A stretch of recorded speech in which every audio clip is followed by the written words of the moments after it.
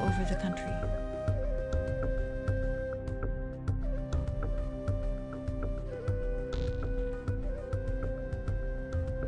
As a result, maybe 300 or so thousand Palestinians had already been expelled before the first Arab soldier entered Palestine.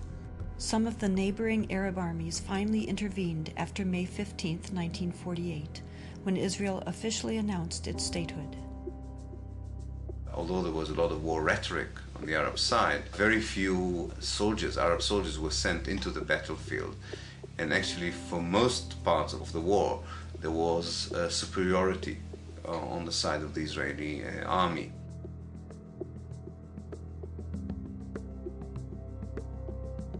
The Israeli army cleansed much of the territory and took over a large part of the designated Palestinian state.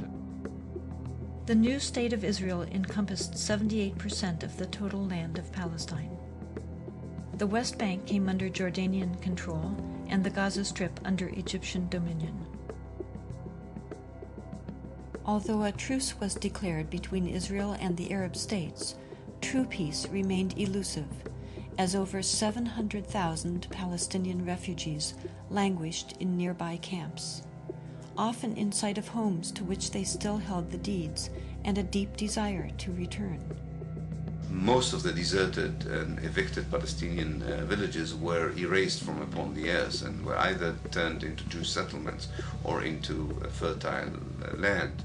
Of the 500 Palestinian villages in what became Israel in 1948, 400 were destroyed.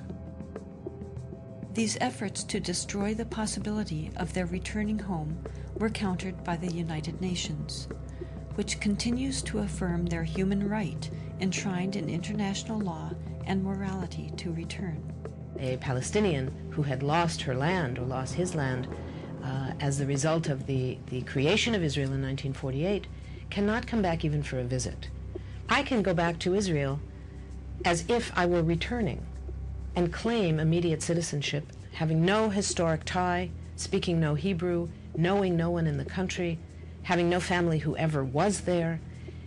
All that one needs is being Jewish, a religious group like any other.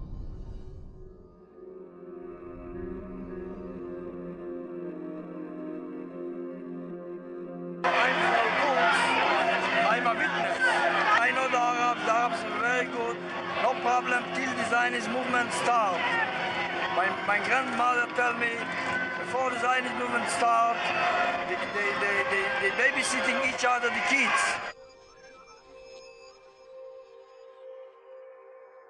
They bar off and watch each other like brothers, like brothers. The idea of Zionism to take away the land from the Palestinians, from the Arabs, is starting the whole fighting.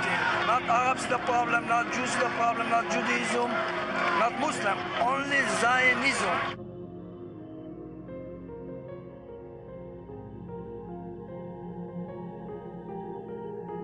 The events of 1948 were a defining moment for the Middle East, and from that point onward created instability throughout the region. Violent tensions continued and led to another war in 1967.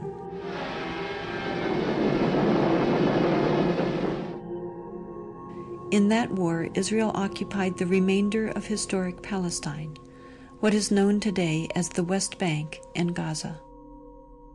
Another myth was that Israel was about to be pushed into the sea, but I was working in the State Department at that time. There was no question of Israel being pushed into the sea. The question was just the rapidity and the totalness of the Israeli victory, and the victory was crushing. During the 1967 war, Israel displaced more than 400,000 Palestinians, half of whom were 1948 refugees, displaced for a second time in less than 2 decades. It became clear that the world was not going to address their plight. Palestinians in Israel lived as third-class citizens of a state whose core identity excluded them, while those in the newly occupied territories and abroad continued as dispossessed refugees. The United Nations passed resolution after resolution affirming their rights. Leaders of surrounding Arab nations verbally championed their cause, but failed to take action. Finally, Palestinians took matters into their own hands. There was a mass uprising, in Arabic an intifada, shaking off, as people throughout the West Bank and Gaza Strip rebelled.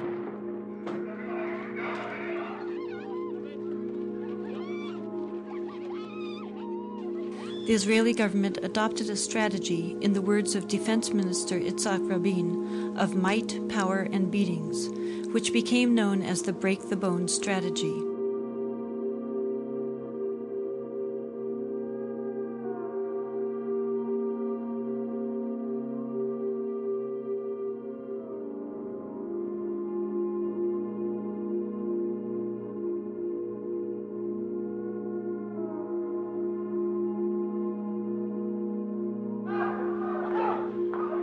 Thousands of Palestinians were rounded up and imprisoned.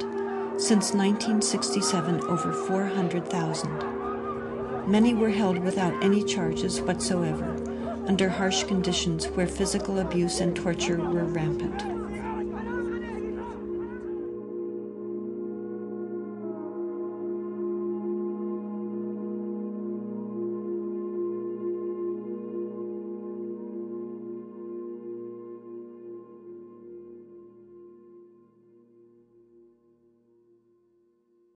Today, we bear witness to an extraordinary act in one of history's defining dramas. The Oslo process begins officially with the handshake on the White House lawn.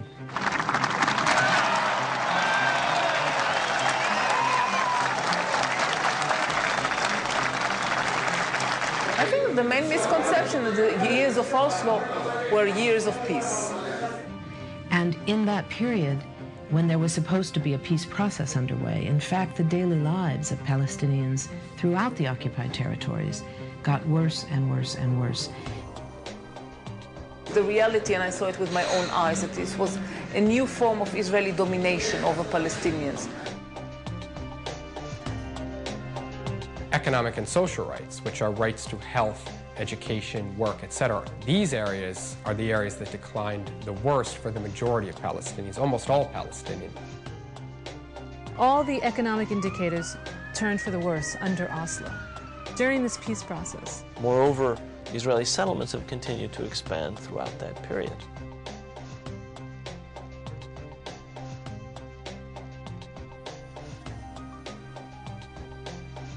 At the same time that Israeli control was expanding, the Palestinian Authority was given the trappings of power over the shrinking and non-contiguous Palestinian land, being held